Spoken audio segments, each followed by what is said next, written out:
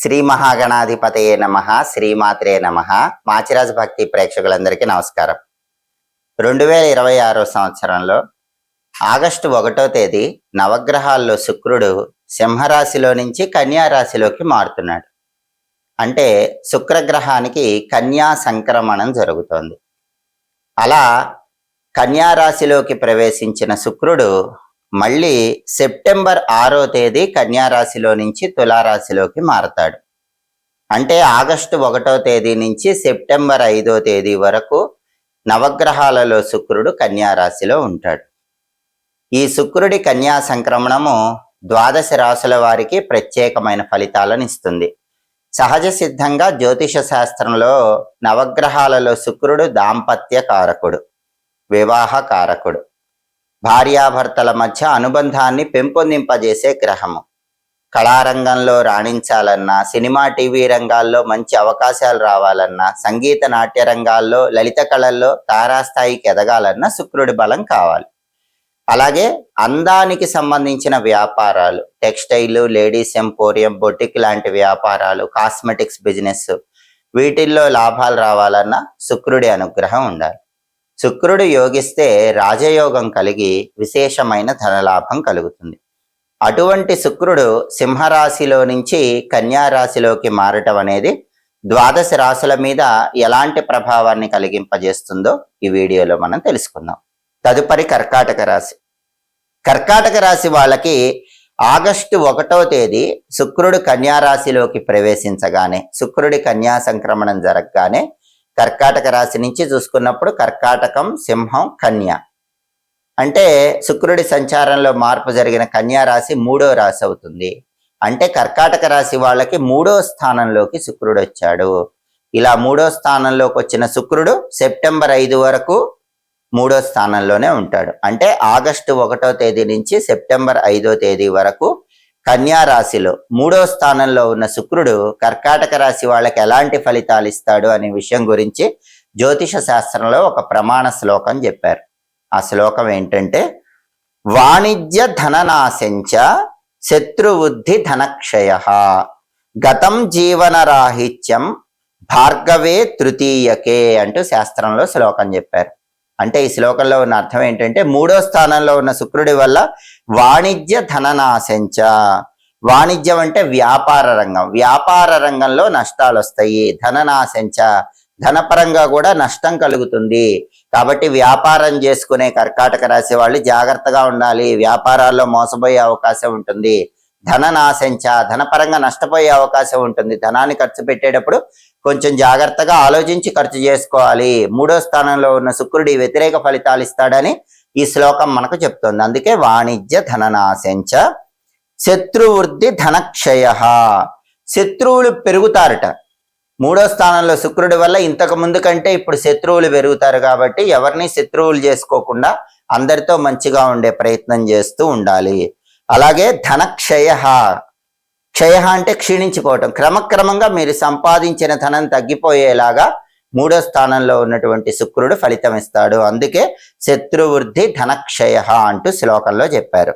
అలాగే గతం జీవన రాహిత్యం అంటే మీకు గతం వల్ల ఇబ్బందులు కానివ్వండి, జీవన రాహిత్యం, జీవన గమనంలో ముందుకు వెళ్ళటానికి ఇబ్బందులు కానివ్వండి, ఇవన్నీ కూడా 3వ స్థానంలో ఉన్నటువంటి శుక్రుడు కలిగింపజేస్తాడు. భార్గవే తృతీయకే, భార్గవే అంటే శుక్రుడు, తృతీయకే అంటే 3వ స్థానం. 3వ స్థానంలో ఉన్నటువంటి శుక్రుడు వ్యాపార రీత్యా ధన నష్టాన్ని, అలాగే శత్రువృద్ధిని, అదేవిధంగా పదవీ భ్రష్టత్వాన్ని, అంటే ఇంతకుముందు ఉన్నత స్థాయిలో ఉంటే ఆ స్థాయిని తగ్గింపజేయటం కానీ, అపకీర్తిని కానీ, జీవన విధానంలో ఇబ్బందులు కానీ, ఇవన్నీ కూడా కలిగిస్తాడు. కాబట్టి 3వ స్థానంలో శుక్రుడిచ్చే వ్యతిరేక ఫలితాల నుంచి బయటపడాలంటే శుక్రుడికి సంబంధించిన శక్తివంతమైన పరిహారాలు చేసుకోవాలి.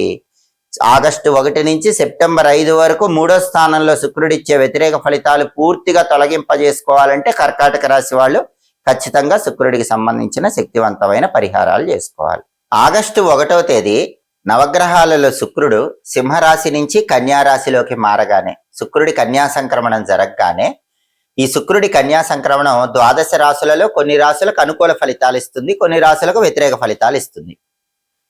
మళ్ళీ శుక్రుడు సెప్టెంబర్ 6వ తేదీ కన్య నుంచి తులకి మారతాడు. అంటే ఆగస్టు 1 నుంచి సెప్టెంబర్ 5 వరకు కూడా కన్యా రాశిలో ఉన్నటువంటి శుక్రుడు ద్వాదశ రాశుల వాళ్ళకి ప్రత్యేకమైన ఫలితాలు ఇస్తాడు.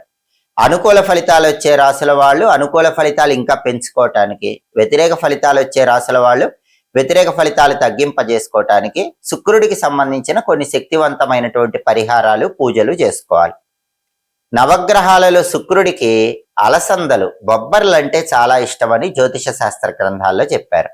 కాబట్టి ఆగస్టు 1 నుంచి సెప్టెంబర్ 5 మధ్యలో వచ్చే శుక్రవారాలు ఎప్పుడైనా సరే అలసందలు నానబెట్టినవి గోమాత కొన్ని ఆహారంగా తినిపించండి. మీకు దగ్గరలో గోవులు అందుబాటులో లేకపోతే దగ్గరలో ఉన్న దేవాలయానికి వెళ్ళి శుక్రవారం శుక్రహోరా కాలం అని ఉంటుంది. అంటే ఉదయం 6 నుంచి 7 మధ్యలో, మధ్యాహ్నం 1 నుంచి 2 మధ్యలో, రాత్రి 8 నుంచి 9 మధ్యలో శుక్రహోరా కాలం ఉంటుంది. ఆ శుక్రహోరా కాలం ఉన్న సమయంలో 1.25 కేజీ అలసందలు అంటే బొబ్బర్లు, శుక్రుడికి ఇష్టమైన రంగు తెలుపు రంగు కాబట్టి తెల్లటి వస్త్రంలో మూటగట్టి అక్కడ దేవాలయంలో బ్రాహ్మణులకు, పండితులకు దానం ఇచ్చుకోండి. అప్పుడు శుక్రుడు అనుకూల ఫలితాలు ఇస్తుంటే అవి రెట్టింపు అవుతాయి, వ్యతిరేక ఫలితాలు ఇస్తే తగ్గిపోతాయి. కాబట్టి శుక్రగ్రహానికి ప్రీతికరమైన ఈ అలసందలు, బొబ్బర్లు నానబెట్టి ఆవుకైనా తినిపించండి, లేదా పంతులు గారికి దానమైనా ఇవ్వండి. ఈ సమయంలో వచ్చే శుక్రవారాలు ఈ పరిహారం చేసుకోవాలి. అలాగే శుక్రుడికి ప్రీతికరమైన స్నానాన్ని కూడా జ్యోతిష శాస్త్ర గ్రంథాల్లో చెప్పారు. నవగ్రహాలలో శుక్రుడికి సుగంధ ద్రవ్యాలు అంటే ప్రీతిపాత్రము అని ప్రామాణిక జ్యోతిష గ్రంథాలన్నింటిలో కూడా చెప్పారు. కాబట్టి శుక్రవారాలు స్నానం చేసే నీళ్లలో కొద్దిగా పన్నీరు కలుపుకొని స్నానం చేయండి. సెంట్ కొద్దిగా నీళ్లలో వేసుకొని ఆ నీళ్లతో స్నానం చేస్తే శుక్రుడి అనుగ్రహం కలుగుతుంది. అలాగే శుక్రుడికి కుంకుమ పువ్వు అంటే కూడా చాలా ఇష్టం. కుంకుమ పువ్వు పొడి కొద్దిగా స్నానం చేసే నీళ్లలో కలుపుకొని ఆ నీళ్లతో స్నానం చేస్తే అనుకూల ఫలితాలు వస్తాయి. అదేవిధంగా శుక్రవారం ఉపవాసం ఉంటే కూడా శుక్రుడు అనుగ్రహిస్తాడు. అంటే ఆగస్టు 1 నుంచి సెప్టెంబర్ 5 మధ్యలో వచ్చే శుక్రవారాలు ఏదో ఒక శుక్రవారం ఉపవాసం ఉండండి. అంటే పగలు ఉపవాసం ఉండి పాలు పళ్ళు స్వీకరిస్తూ రాత్రికి పాలతో చేసిన పాయసం తినండి. శుక్రుడికి పాలతో చేసిన పాయసము లేదా క్షీరాన్నము ఇది చాలా ప్రీతికరం. కాబట్టి పగలు ఉపవాసం ఉండి రాత్రికి పాలతో చేసిన పాయసం తింటే కూడా శుక్రుడి అనుగ్రహం కలుగుతుంది. అదేవిధంగా నవగ్రహాలలో శుక్రుడికి అధిష్టాన దైవం రాజరాజేశ్వరి అమ్మవారు అంటే లలిత అమ్మవారు. ఎప్పుడైనా సరే శుక్రుడు యోగించాలంటే లలిత అమ్మవారిని పూజించాలి అని జ్యోతిష శాస్త్రంలో చెప్పారు. అందుకే ఆగస్టు 1 నుంచి సెప్టెంబర్ 5 మధ్యలో వచ్చే శుక్రవారాలు లలితా సహస్రనామ స్తోత్రాన్ని చదవటం కానీ వినటం కానీ చెయ్యండి. లలిత అమ్మవారికి కుంకుమార్చన చేసుకోండి. ఇంట్లో శ్రీచక్రం ఉన్న వాళ్ళు శ్రీచక్రాన్ని కుంకుమార్చన చేసుకోండి. మరి ఈ పూజలు చేయలేని వాళ్ళు ఏం చేయాలి? శ్రీమాత్రే నమః, ఓం శ్రీ రాజమాతంగ్యై నమః, ఈ 2 మంత్రాలు ఈ సమయంలో వచ్చే శుక్రవారాలు చదువుకోండి. అలా చదువుకుంటే శుక్రుడికి అధిష్టాన దేవత రాజరాజేశ్వరి దేవి లలిత అమ్మవారు కాబట్టి శుక్రుడి సంపూర్ణమైన అనుగ్రహం లభిస్తుంది. వ్యతిరేక ఫలితాలుంటే తొలగిపోతాయి, అనుకూల ఫలితాలుంటే రెట్టింపు అవుతాయి. ఈ ప్రత్యేకమైన విధి విధానాలు పాటించుకోండి.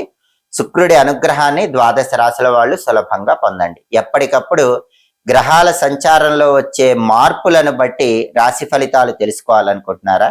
అయితే మా మాచిరాజ భక్తి ఛానల్ చూడండి. మా వీడియోస్ మీకు నచ్చినట్లయితే మా ఛానల్ లైక్ చేయండి, కామెంట్ చేయండి. మా ఛానల్ వీడియోస్ 10 మంది మిత్రులకు షేర్ చేయండి.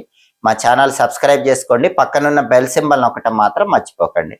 సర్వే జనాః సుఖినో భవంతు. స్వస్తి.